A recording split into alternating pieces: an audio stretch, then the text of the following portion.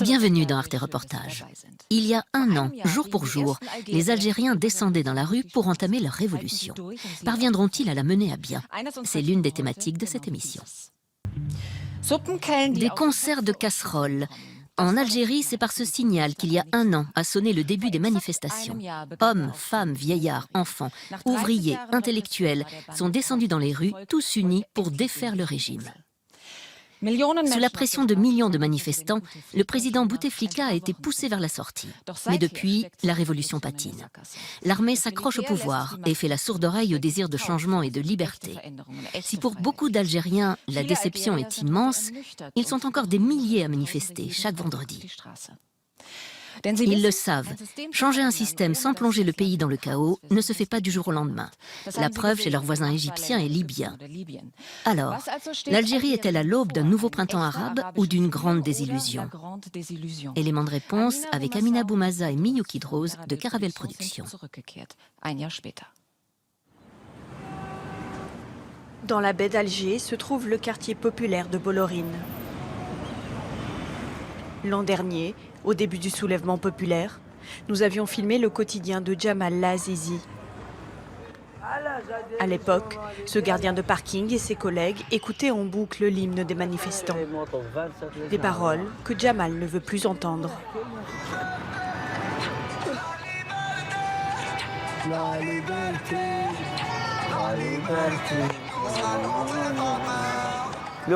Jusqu'à quand ça va rester comme ça? À quel moment on aura la liberté? Que Dieu regarde vers nous.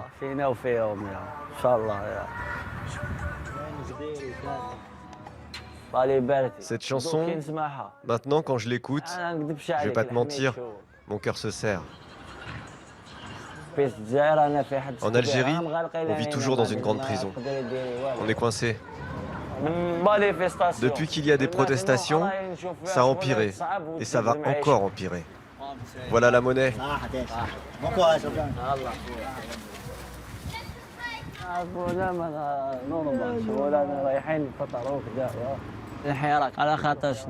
Pendant les marches, les autorités sont devenues plus sévères.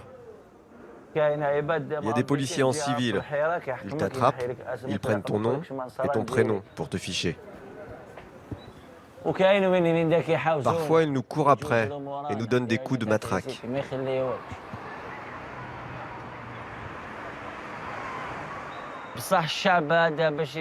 Pour que le peuple puisse améliorer le pays, il faut que l'État lui donne du pouvoir. Pour l'instant, ce n'est pas le cas.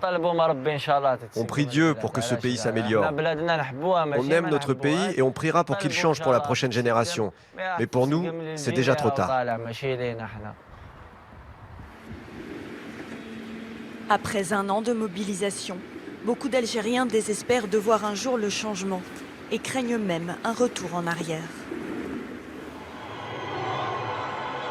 Il y a un an, nous étions dans la capitale lorsqu'a commencé ce que les Algériens appellent le Hirak, le mouvement en français. C'était le 22 février 2019.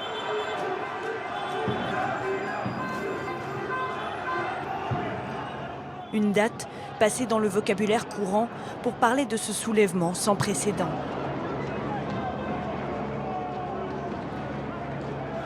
Des millions d'Algériens se rassemblent, semaine après semaine, comme Jamal, le gardien de parking.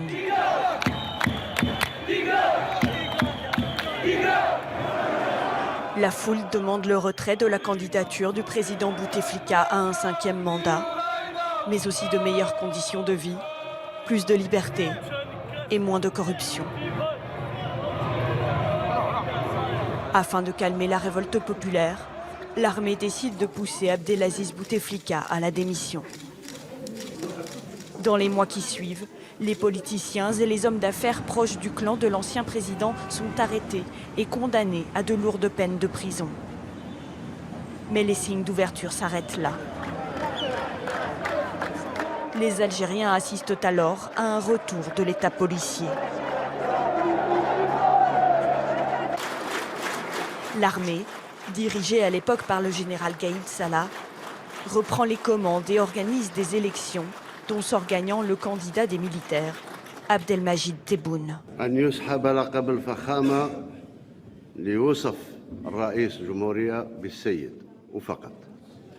Un nouveau visage pour un système politique inchangé.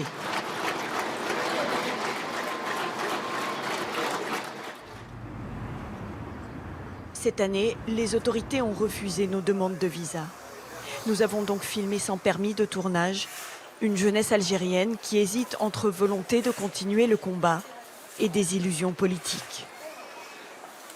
En voiture, en route pour une marche de soutien aux prisonniers politiques, nous retrouvons un jeune poète, Mohamed Tadjadit. Lui-même a passé 2 mois en détention pour avoir déclamé en public ces quelques vers.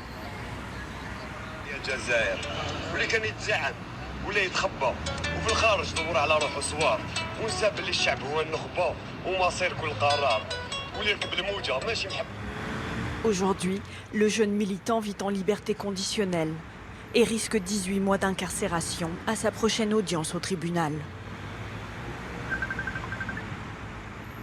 Je te rappelle et on se capte. Demain, j'ai mon procès. Merci, que Dieu te garde. Je ne sais pas à quelle heure c'est, ni ce qui va se passer. Ces menaces de condamnation ne l'empêchent pas de continuer son combat. Bien au contraire. À 26 ans, le jeune homme est devenu une célébrité parmi les manifestants.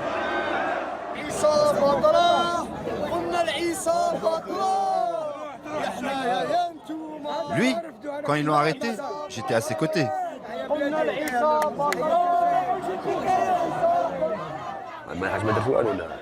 Je n'ai rien fait. J'ai juste osé dire la vérité. Les autres aussi. Pourquoi ils nous arrêtent? Nous, les détenus du Hirak, on n'a rien fait. Certains sont accusés d'atteinte à la sûreté nationale à cause du drapeau kabyle. Ils trouvent toujours un motif. Pour moi, c'est atteinte aux intérêts du pays. D'autres, c'est incitation au rassemblement non armé. Ce ne sont que des faux délits.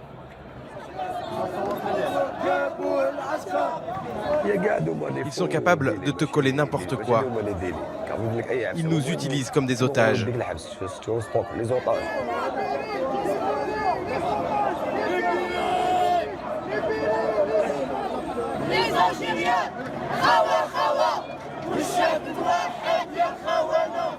On est comme une grande famille. Ça remonte le moral, ça nous encourage.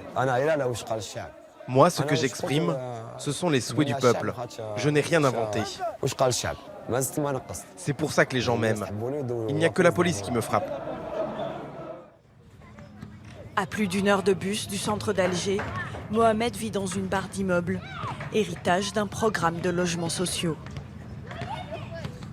Les textes de ce poète amateur, sans diplôme ni emploi, ont fait de lui le porte-parole d'une jeunesse désabusée.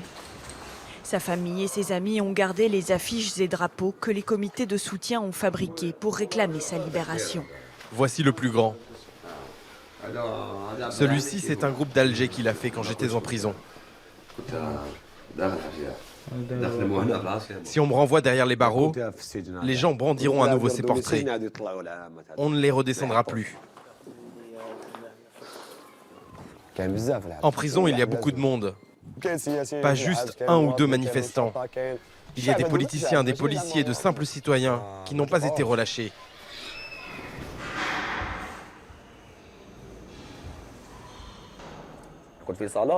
On était tous dans une cellule de droit commun, avec toutes sortes de cas. Les conditions de vie n'étaient pas correctes. 80 personnes dans la même pièce. Certains dormaient par terre, d'autres n'avaient pas de lit. Tu dormais où tu pouvais. C'est dur la prison. Les derniers arrivés finissaient par dormir sur le sol des toilettes, par manque d'espace. On m'amenait de la nourriture de l'extérieur. Ce qu'on nous donnait en prison n'était pas mangeable. Une fois, on a passé 3-4 jours sans eau potable. Je suis allé voir le directeur pour me plaindre. Là-bas aussi, j'ai voulu faire changer les choses.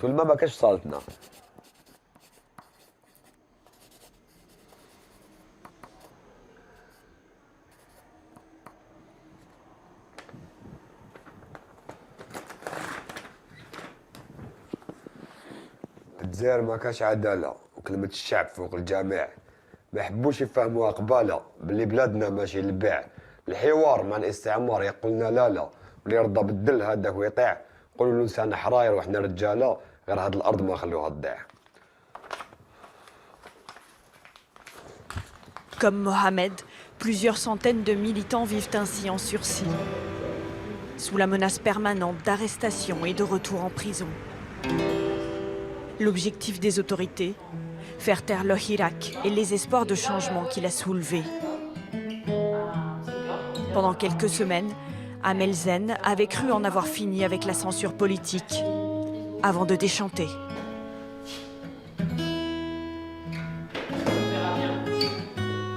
La jeune femme fait partie d'un collectif à l'avant-garde de la contestation. Cette chanteuse vient de composer un morceau pour dénoncer les vagues d'arrestations.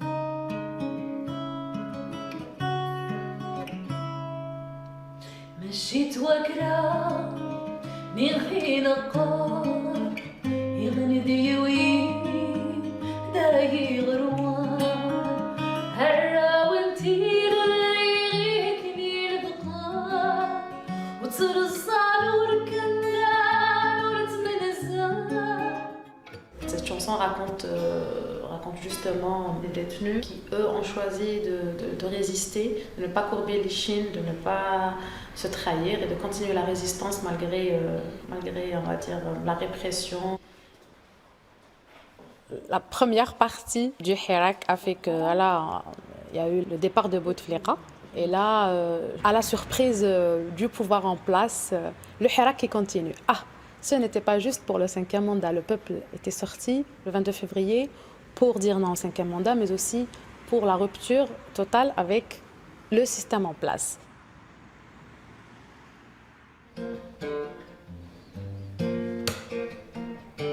Et là, ça commence à changer.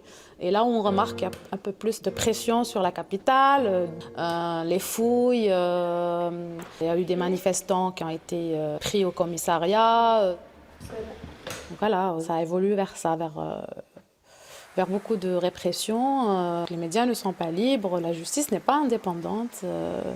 Finalement, rien n'a changé sur ce plan. La parole est interdite. Il y a un an, Amel avait fait partie des premiers à répondre à l'appel du 22 février. Depuis, la jeune femme rejoint les rangs des manifestants tous les vendredis. Elle refuse de se voir voler leur révolte par le nouveau pouvoir en place. Nous n'avons pas encore eu ce qu'on voulait. Ce qu'on veut, c'est le départ de tout le système et non pas juste de quelques visages de ce système. Et un an après le Hirak, certes, il y a eu beaucoup d'acquis, mais le système n'est pas encore parti. Voilà. Eux, ils sont là, le peuple est toujours là, le Hirak est toujours là, toujours persévérant et constant. Comme beaucoup d'Algériens, Amel a le sentiment d'avoir été instrumentalisée par l'armée. Loin du renouvellement de la classe politique espérée, les militaires ont imposé leur candidat. La déception et la répression qui ont suivi ont clairsemé les rangs des marches du vendredi. Je fais l'axe 48. Parce que vous voyez, je communique beaucoup sur les réseaux sociaux. Jusqu'à la dernière minute, je voulais croire que ces élections n'allaient pas avoir lieu. J'ai vécu ce moment avec beaucoup de douleur. Allez, on va pas se mentir. J'ai senti la violation de cette volonté qui était scandée chaque vendredi.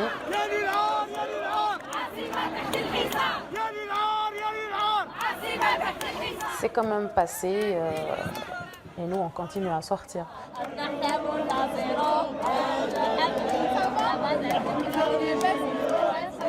Il y a 36 000 façons de faire pour changer les choses. C'est un devoir national, un appel de la patrie. Un an après le début du Hirak, la chute du clan Bouteflika reste la seule victoire du mouvement. En attente de réforme, l'économie tourne au ralenti.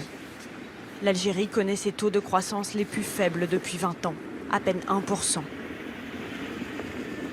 Les petites entreprises, comme celle de Mehdi Harbi, manifestant de la première heure, continuent d'affronter les mêmes difficultés. Clientélisme, corruption et lourdeurs administratives. Lui et ses associés se sont lancés il y a 2 ans dans la production de jus de citron concentré.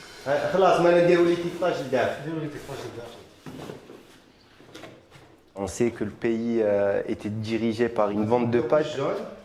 Et en tant qu'Algérien, je pense qu'on méritait mieux. Parce que ces personnes-là ont vraiment ralenti le pays. Ils ont cassé la jeunesse. Ils ont pris l'argent qui ne leur est pas été approprié. نجوزو الجون حبس طابي انت غير تكمل له الجون. Il y a 2 types de freins pour un entrepreneur. Le frein financier. On a affaire à des personnes qui veulent des contreparties pour pouvoir aider. Et le frein administratif. Par exemple, pour le concentré de citron, il fallait savoir ce qu'il fallait mettre dans l'étiquette. Il n'y a pas une institution qui est là pour dire qu'il faut mettre telle ou telle information. Les institutions étatiques ne sont pas là pour conseiller ou orienter l'entrepreneur. Elles sont là beaucoup plus pour le sanctionner. Le reçu de paiement, on va donner les analyses. Ils nous ont demandé de modifier l'étiquette par rapport à certaines données. Il fallait mettre des intervalles et non pas des données vraiment fixes. Donc du coup, là on va refaire l'étiquette avec les nouvelles données qu'on a. Depuis la création de la société, ils ont déjà été sanctionnés à plusieurs reprises. Ce qui ne décourage pas le jeune homme de 28 ans qui veut désormais se lancer dans la restauration. Lui réclame plus de liberté, que ce soit de s'exprimer comme d'entreprendre. Maintenant, on sait qu'on représente l'opposition. Le fait de dire non, telle chose ou telle chose ne nous plaît pas. Non, je pensais que vraiment il venait ici me ramener de l'argent. C'est déjà un grand pas du Hirak.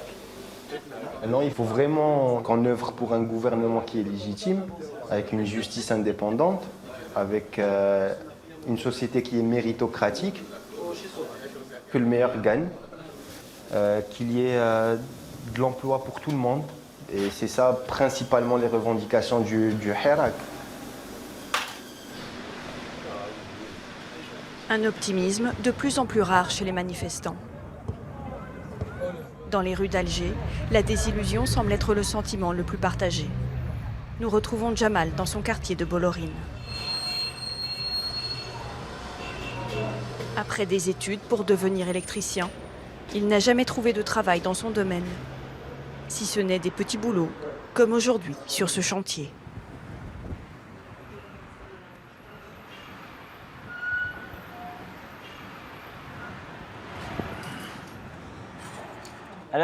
Moi, j'aimerais construire mon avenir ici pour rendre ma mère heureuse. Mais maintenant, en Algérie, il n'y a rien de nouveau. Depuis le reportage que vous avez fait l'an dernier, rien n'a changé.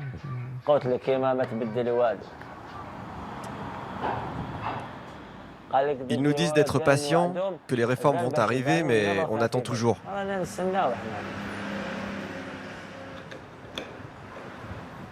On peut réclamer la liberté, mais ils ne répondent pas à nos revendications. Tu peux manifester, mais on s'en fout de toi. On pourrait défiler pendant 20 ans pour rien, on le sait bien.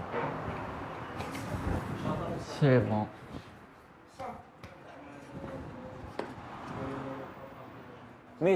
C'est tellement le vide dans ce pays pour nous que n'importe qui a envie de se défoncer. Même dehors, il n'y a rien. On n'a rien. La vie ici, c'est Internet et la défense. Tout le monde prend des cachetons. On ne va vraiment pas bien.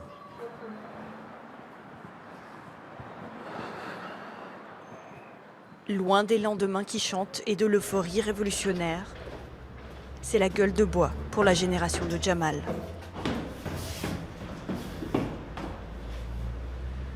Aujourd'hui, il est revenu à son ancienne obsession, quitter l'Algérie pour rejoindre l'Europe.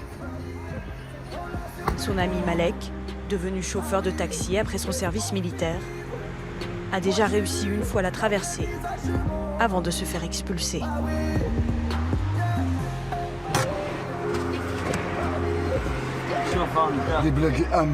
Regarde ces pays d'espoir. C'est l'Angleterre. Ça, c'est la Suisse. L'Angleterre. Vive la reine, mon frère. Vive cette femme qui gère le pays. J'aimerais bien dire qu'il y a de l'espoir pour l'Algérie, mais rien. Non, rien de rien. On descend, on va voir la mer? Ici, c'est trop tard, parce que je ne suis plus si jeune et je n'ai rien fait de ma vie.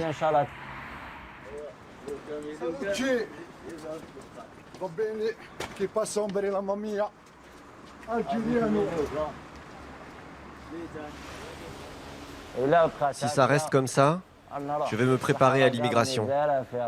Je sais manier une barque. Si Dieu le veut, ça marchera. Je n'ai pas peur de la mort.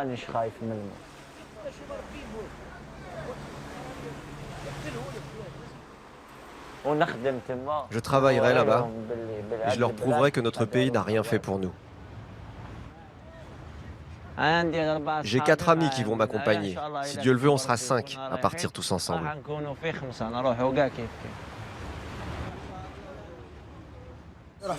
Les Algériens te diront toujours « Je préfère être bouffé par les poissons que par les vers ». Pour moi, il est temps de partir. Je veux faire comme lui. Il me dit que c'était mieux là-bas. Ici, tu ne peux pas te construire un avenir. Tu travailles pour survivre, c'est tout.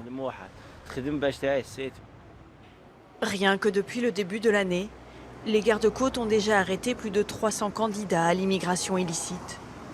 Mais impossible de dire combien ont réussi ou échoué.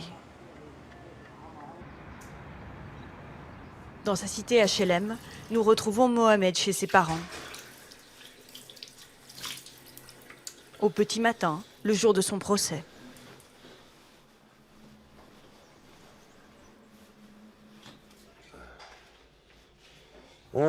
Juste avant que les manifs commencent, je devais prendre la mer. Si j'étais parti, je serais peut-être mort.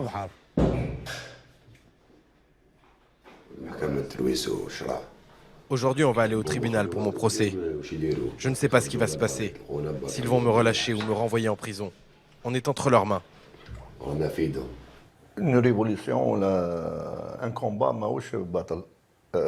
Un combat fait des blessés, fait des morts, fait un vainqueur, fait un vaincu, fait كل شيء. J'attendais هذاك الشيء. S'ils me renvoient en prison, je fais une grève de la faim. Si, c'est mon droit.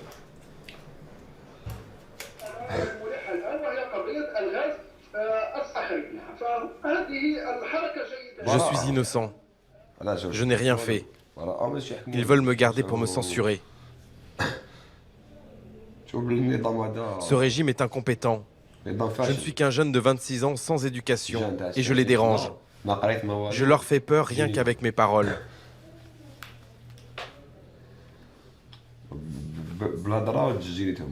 Ma voix et mon pacifisme les gênent. Je retournerai en prison, que veux-tu faire? Je ne vais pas m'enfuir. Je ne vais pas me battre. Ça, c'est du solide. C'est anti-balle. Je purgerai ma peine.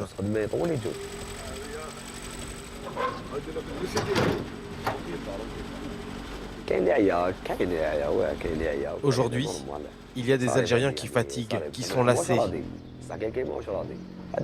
Mais ils vont se réveiller de nouveau. Ils verront que rien n'a changé dans le système.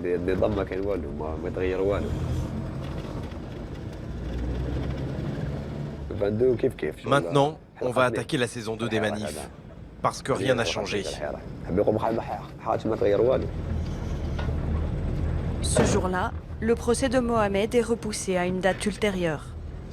Pas de retour en prison, mais le jeune homme reste sous la menace d'une condamnation.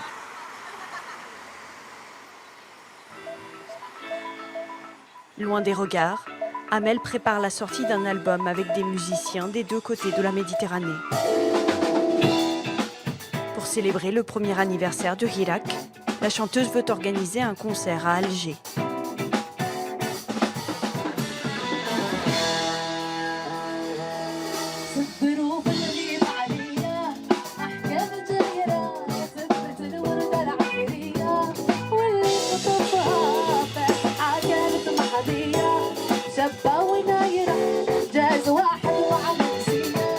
fière de mes compatriotes qui ont résisté, qui continuent le combat. C'est aussi un message d'espoir à la liberté pour continuer le combat, pour dire que la liberté va venir. Certes, ce n'est pas demain, mais elle viendra.